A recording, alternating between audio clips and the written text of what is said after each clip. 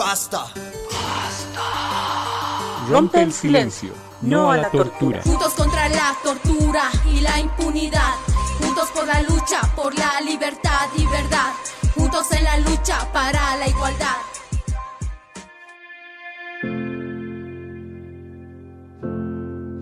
Che, te cuento que mi primo, ese que se estaba yendo a trabajar fuera del país, ayer se ha vuelto nomás.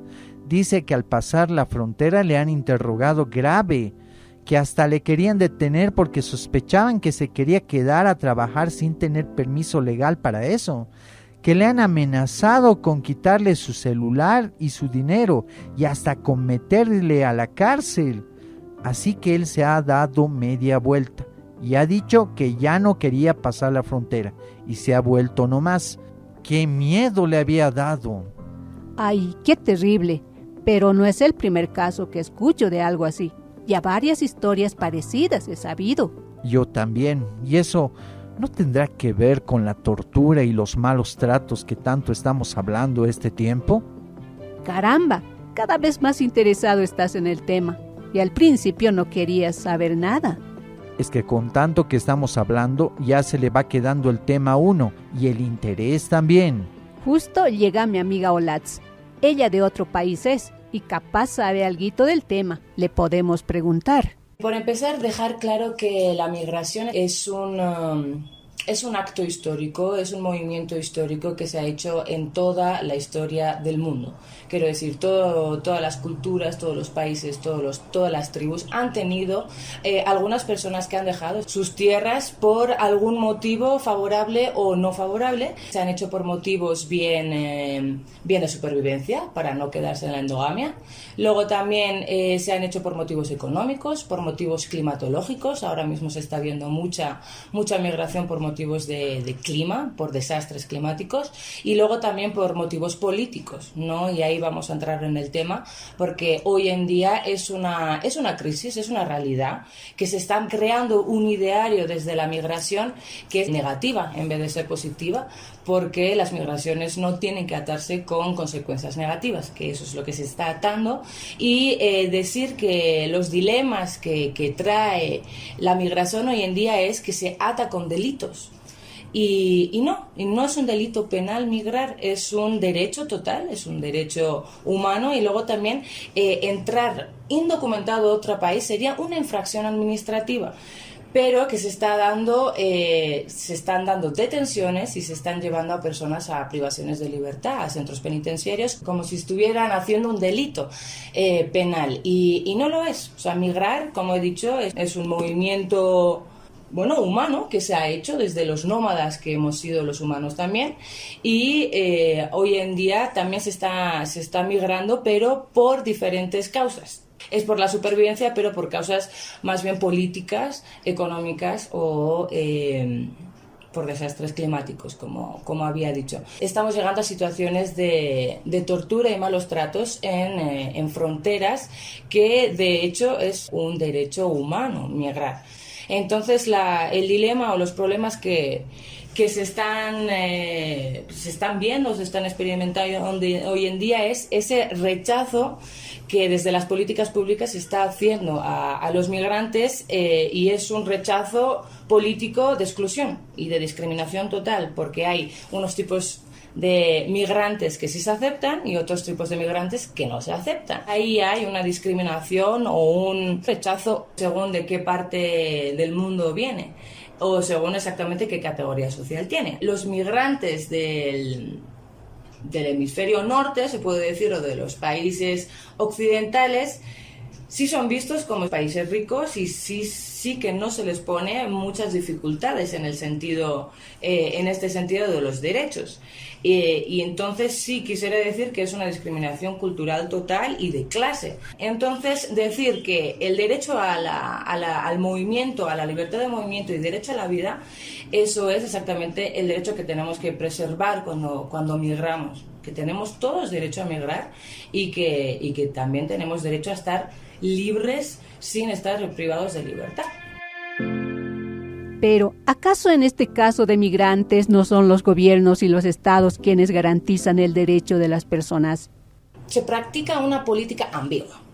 desde los estados. ¿Por qué? Porque los estados son garantes de la protección de los derechos humanos, bien de los ciudadanos y bien de los que vienen de fuera. En este tránsito migratorio es ambiguo. ¿Por qué? Porque por un lado se realizan modificaciones legales para garantizar el techo de los derechos humanos de todos, pero luego por el otro lado se dificulta el desplazamiento.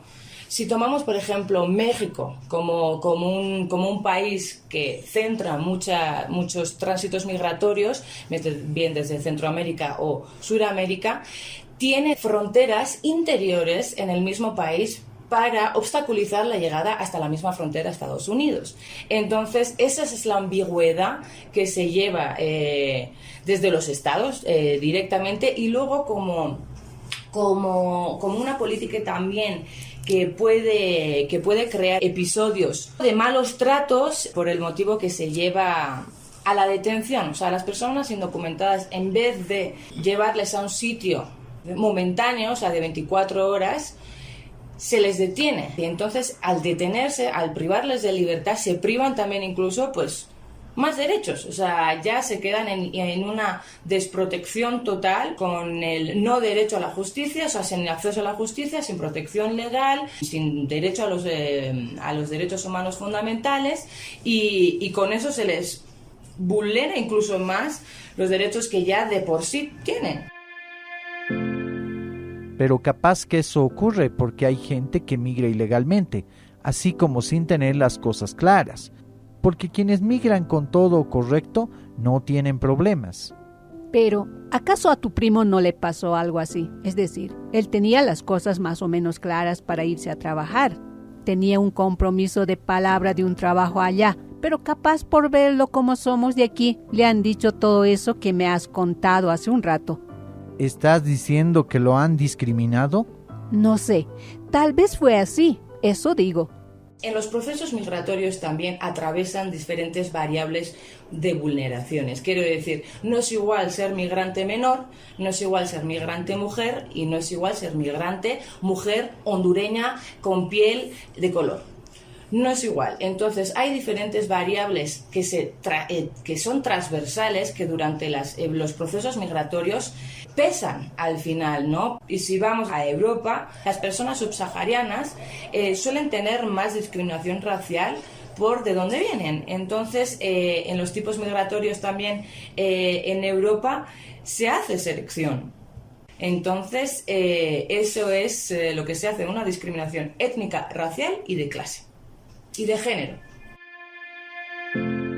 Lo que sí parece que puede estar claro es que las fronteras entre muchos países pueden haber como que lugares donde con mucha facilidad hay malos tratos. Y estas discriminaciones, como que a veces da miedito pasar fronteras. Es verdad, las pocas veces que yo viajé fuera del país siempre me pongo nerviosa. Y como me da ese miedito que dicen cuando hay que pasar por el control de migración, aunque no tenga nada malo y esté yendo con todo en orden en mis papeles, pero como que me siento insegura. Miedito da nomás.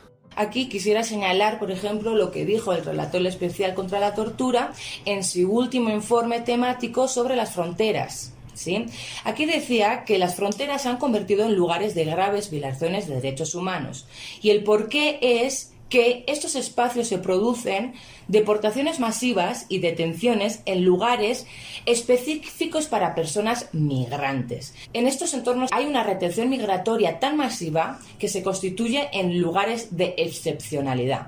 Entonces, aquí también quiero decir que la detención es el último actuar de la policía, o sea, es excepcional, pero ahora se hace como un hábito regular la detención, y se están convirtiendo estos lugares migratorios, que tienen que ser excepcionales, en lugares migratorios constantes y continuos. Entonces, en estos lugares las personas se les deshumaniza, eso decía el relator, se les deshumaniza, en tanto que son tratadas de un modo diferente al resto de los seres humanos, cuando la detención es una excepción, pero se está convirtiendo en norma.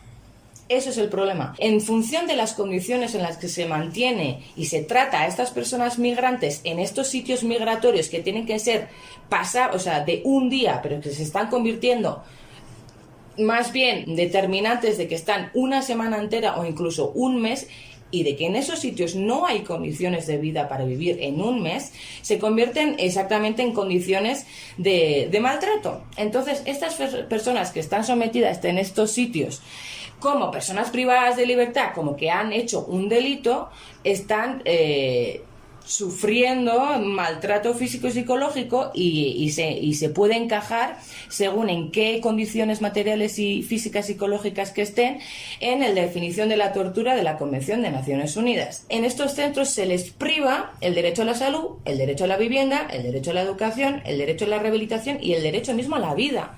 Entonces, cuando no están protegidos de estos abusos que el Estado permite, incluso por omisión actúa, estas personas migrantes se quedan expuestas a situaciones de vulnerabilidad total que se pueden convertir en situaciones de tortura.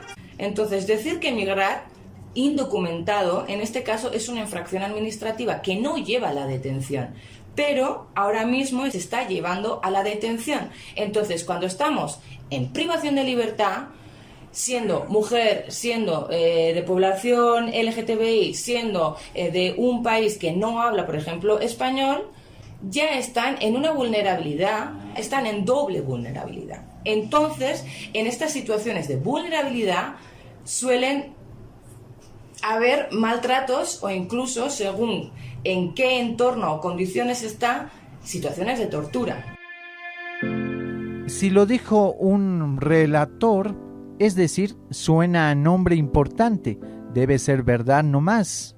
El miedito del que hablas, capaz tiene alguna razón de ser. Pero tampoco se trata de tener siempre miedo. Eso debe ocurrir en algunos casos, no a la mayoría de las personas que viajan. Claro, no es siempre, pero de qué ocurre, en verdad ocurre, y tampoco debe ser a pocas personas. Tal vez conocer un casito de estos nos ayuda a comprender mejor. Hay el caso de Vélez Lor, que fue un migrante ecuatoriano que en Panamá fue detenido, tuvo una condena de 2 años penal en un centro penitenciario de Panamá. Lo que tiene que ser de carácter excepcional, en este señor se convierte en norma, lo meten en un centro penitenciario en Panamá y alega que ha sufrido tortura. Entonces, como hemos dicho, estas situaciones que tienen que ser excepcional se convierten en norma, y en este señor Vélez Lor, por ejemplo, en estos centros penitenciarios tuvo prácticas de tortura que luego los denunció a la Corte Interamericana y la Corte exactamente falló a su favor, que sufrió tortura, que el Estado panameño le debe de rehabilitar y de garantizar sus derechos, y que reconoce que ha tenido actos de tortura en su caso. Uy, es decir, que en este caso se probó la tortura y un Estado tuvo que indemnizar y reparar el daño a esa persona. ¡Qué fuerte! Pero, ¿será verdad? ¿Por qué no escuchamos mejor al señor Vélez Lor? Acabo de encontrar esto que contó en una entrevista en Teleamazonas de Ecuador. Esto sucede a raíz de que en el año 2002 el país agobiado por la crisis decidí viajar para los Estados Unidos también, pero con visa. El caso son diferentes. Yo tenía mi visa y me fui vía terrestre. Al cruzar por Panamá fui detenido, torturado y condenado a 2 años de prisión. Detenido porque se me acusaba que estaba vinculado con el grupo de las FARC por atentar contra la seguridad del Estado, yo no sé de qué forma, y tener una visa falsa. La visa era legal, la visa de Panamá. Y después de esto, torturado, condenado a 2 años de prisión por los delitos de estos, torturado porque me opuse a esa sentencia, porque fue sin ningún proceso judicial. No hubo juez, no hubo abogado, no hubo la presencia de ningún tribunal ni ningún abogado para que pudiera validar esa sentencia. Todo fue una violación al debido proceso. Me llevaron a mí a una isla donde allí me rompieron mi cabeza, yo tengo una cicatriz aquí en mi cabeza. Me rompieron porque me puse también una huelga en conjunto con un grupo de inmigrantes para reclamar que fuéramos deportados. Cuando ya llegué al pabellón número 6 de la Joyita, me encerraron con 120 presos que estaban extranjeros en una forma hacinada, durmiendo en difíciles posiciones, donde pude conseguir una toalla y permanecer 6 meses colgado de una toalla en una esquina de la prisión, a unos 8 metros de altura del piso de la prisión. Una hamaca, pero en una toalla, hecho en forma de U, no extendida de esta forma para poder relajarse, ¿no? Sino en forma de U. No voy a acostarse para acá, no voy para allá ni para acá, ¿no? Era un pabellón de 60 metros de largo y 9 de ancho. En ese pabellón había 120 presos. Un baño para 320 presos, la suciedad, toda la gente se hacía en las esquinas las necesidades. Y en ese trayecto yo nunca acepté la sentencia de 2 años de prisión porque jamás vi en juez. Entonces yo siempre estuve en reclamo. Y no tuve llamada telefónica, no tuve asistencia legal jurídica, no tuve derecho a la defensa. Todos mis derechos fueron desgarrados dentro de la prisión, en el Estado panameño. Y desde un teléfono clandestino pude llamar a la misión diplomática de Ecuador en Panamá, pero fue inútil. Y me dio úlcera, yo tuve úlcera. Este brazo, a mí me colgaron de mi brazo para que me declarara culpable de los delitos que se me están imputando. 8 horas colgado de este brazo, de una especie de un arco de fútbol, pero de puntilla, 8 horas. Y tengo los exámenes médicos, también tengo la prueba, por eso que este caso tuvo un impacto internacional en la Corte Interamericana. El 2003, en junio del 2003, ya diseccionado que ya no había nada, yo me vine y me costuré la boca. Y como castigo me llevaron a un pabellón de máxima seguridad, para que no estuviera ahí, porque yo llamé de un teléfono clandestino a una radio que se llama Radio Caracol Panamá. Y entonces no sé de qué forma se enteraron y me trasladaron a un pabellón de máxima seguridad. Allí lo que fue la peor tortura que recibí. Me llevaron a una sala donde estaba torturando, todos los que llevaban ahí los torturaban en filas, así como chancho lo ponían en fila, entonces desnudos. Yo tenía mi boca cosida, y como tenía mi boca cosida me derramaron gas pimienta en mi cara, tuve que desgarrar los labios de mi boca para poder respirar. De ahí me desnudaron, me tiraron al piso y empezaron a torturarme por las plantas de los pies, igual como lo que estaban haciendo con los demás detenidos. Y caminaban por las espaldas y por las plantas de los pies. Yo perdí la sensibilidad de las plantas de los pies. Y allí los que estábamos siendo torturados pedían la muerte, gritaban con voz moribunda que mejor lo matara. Lo puedo comprobar con examen médico porque los comisionados de la Comisión Interamericana me enviaron médicos especializados en la materia del tema de la tortura, y tengo los exámenes médicos que los tiene la Corte Interamericana, están conmigo también y están en la Comisión Interamericana. Cuando yo salí, vine deportado solamente con un short sin descalzo, con la cabeza agachada y desnudo. Me entregaron a la policía de Guayaquil. Ahí allí yo empecé, la policía me investigó, me tuvo 24 horas y empecé a buscar justicia dentro del Ecuador. Y esta denuncia se fue creciendo, tomando fuerza, y el año 2006 convocamos audiencias al Estado panameño y después de varios meses la Comisión Interamericana declaró admisible el caso y se siguió el análisis de fondo, y se siguió en el análisis de fondo la comisión declaró que el Estado panameño es responsable de las torturas que yo viví y lo invita a cumplir una recomendación que emite la comisión, pero no la cumplió. Entonces fue la comisión que ya al final, cuando ya no cumplió, presentó la causa, la demanda en la Corte Interamericana. La Corte Interamericana condena al Estado de panameño y sienta un precedente en todo el continente americano en base a esta sentencia. Ahora los migrantes en el continente, toda persona que sea migrante en el continente y sea procesada de la igual forma estaría en contrariedad con la Convención Americana de Derechos Humanos. Es decir, que cualquier persona que está detenida en un país por razones migratorias deberán respetarse sus derechos. Uy, qué terrible historia. ¿Y vos, qué estabas dudando? Él se puso en contacto con el ITI y el ITI realizó el protocolo de Estambul, que le ayudó a probar que experimentó tortura. Entonces, el protocolo de Estambul es un instrumento internacional científico para probar que sí ha tenido tortura o no en la persona misma después de algún tiempo, cuando no hay señales visibles de la tortura, de que sí ha tenido tortura. Es un protocolo más bien psicológico, médico y jurídico que se determina la veracidad del testimonio de la persona, y así es una prueba para el juicio, para que el juez vea la prueba de que sí ha sido torturado. La Corte Interamericana le dio la razón a este señor diciendo que Panamá torturó a este señor en un centro penitenciario con el delito de migrar. Como he dicho, migrar no es un delito.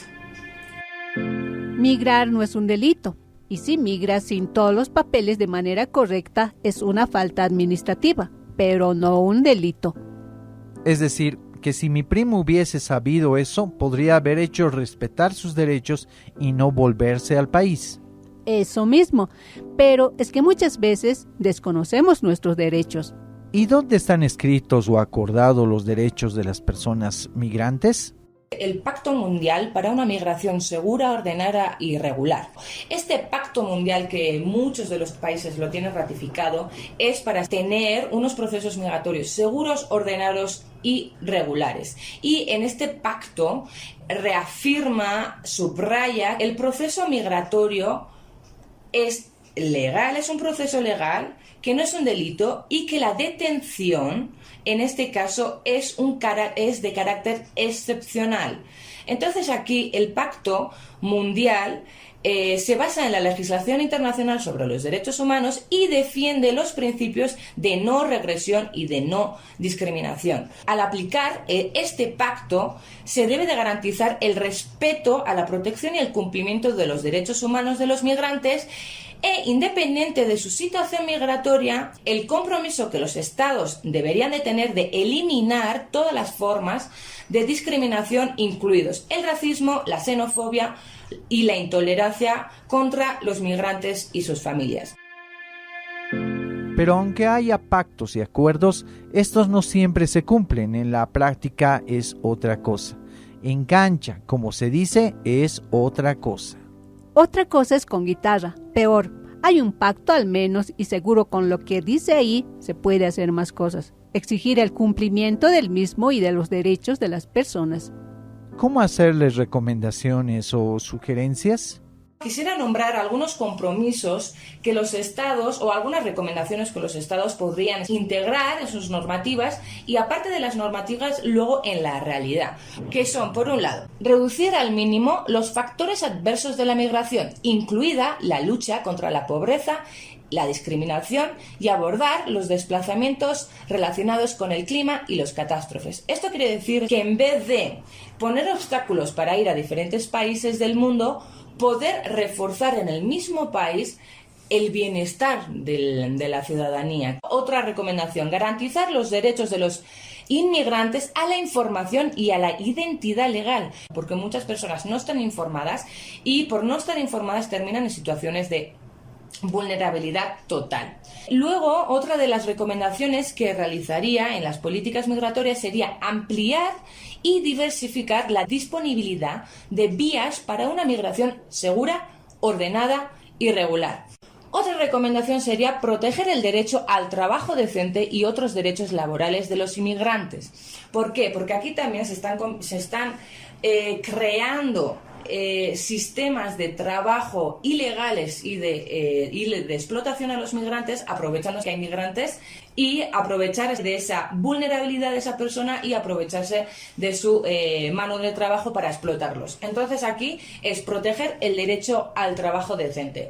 Luego, otra recomendación yo diría que es abordar y reducir las vulnerabilidades y las violaciones de derechos humanos en el contexto de la migración. Otra recomendación, combatir el contrabando y la trata de personas, protegiendo al mismo tiempo los derechos humanos de las personas que han sido objeto de contrabando o trata.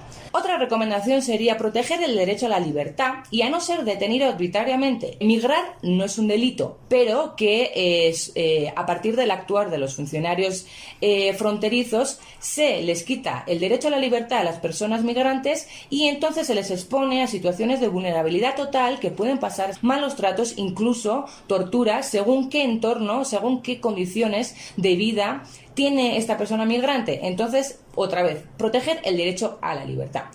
Otra recomendación sería garantizar el derecho de los migrantes a acceder a los servicios básicos como la sanidad, la educación y el apoyo social, sin discriminación. Otra recomendación, eliminar la discriminación y la lucha contra la incitación al odio y a la xenofobia. Y este odio puede ser social, puede ser cultural y puede ser en el actual policial. Entonces se le revictimiza a las personas migrantes que están en situación de vulnerabilidad. Y la última recomendación que yo expondría, que son también las recomendaciones que vienen en el Pacto Mundial que acabo de mencionar, es mantener las prohibiciones de expulsión colectiva y expulsión para todos los migrantes, garantizado que el retorno sea seguro y digno y que la reintegración sea sostenible. Aunque, como ya vimos, por muchos pactos, acuerdos, políticas y compromisos, estos no se cumplen del todo y se sigue teniendo malos tratos y hasta torturas contra las personas migrantes. Seguro también podemos hacer cosas desde nosotras y nosotros, desde la sociedad, desde nuestras familias y nuestras vidas diarias. Como sociedad, yo quisiera enlazar el mensaje de que los procesos migratorios han sido históricos, lo son actualmente y que lo van a ser en el futuro, y que estos procesos, vías, caminos, políticas tienen que ser seguras para todo el mundo, que todos somos humanos y que todos tenemos dignidad a pesar del color de la piel, del género, de la discapacidad que tengamos o la capacidad que tengamos de hacer nuestra vida. Entonces, como todos somos dignos de derechos humanos, todos deberíamos exactamente luchar por ello. Los humanos queremos vivir en un país seguro, digno, de protección segura, pero luego, ambiguamente, nosotros mismos practicamos esa discriminación en nuestro día a día, desde la familia, para con los niños, contra la mujer. O sea, al final esos prejuicios como personas que tenemos los llevamos al día a día. Entonces no nos podemos quejar de que el Estado deja que mate a mujeres cuando nosotros luego en el día a día no hacemos lo que debemos hacer. No hacemos esa lucha, no hacemos esa pedagogía, no damos ese ejemplo de no. Nuestra cultura queremos que sea segura, digna para todos, sin discriminación. Entonces yo diría que debemos exactamente aplicar en nuestro día a día la lucha en todos los sentidos. Con el trabajo del día a día nosotros hacemos el país, nosotros hacemos nuestra cultura, y eso quisiera remarcar, que desde la educación y pedagogía se puede hacer mucho y que si no lo hacemos desde casa, las escuelas van a hacer poco. Es verdad que mucho podemos hacer desde nuestra casa, desde cómo nos relacionamos, lo que decimos y hacemos en el día a día.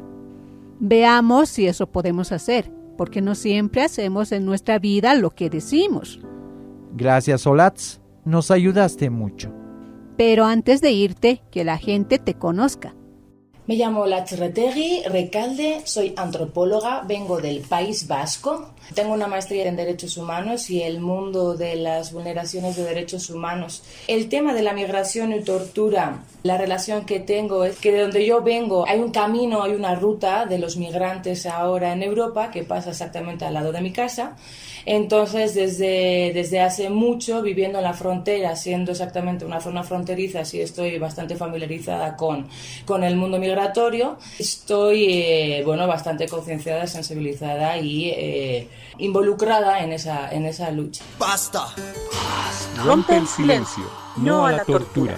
Una campaña del Instituto de Terapia e Investigación sobre las secuelas de la tortura y la violencia de Estado ITEI, en consorcio con la Defensoría del Pueblo y Proyecto Mundo, financiado por la Unión Europea a través del proyecto Con Buena Razón, y con el apoyo de la Coalición Ciudadana contra la Tortura y Guaynatambo, Red de la Diversidad. Juntos contra la tortura y la impunidad, juntos por la lucha, por la libertad y verdad.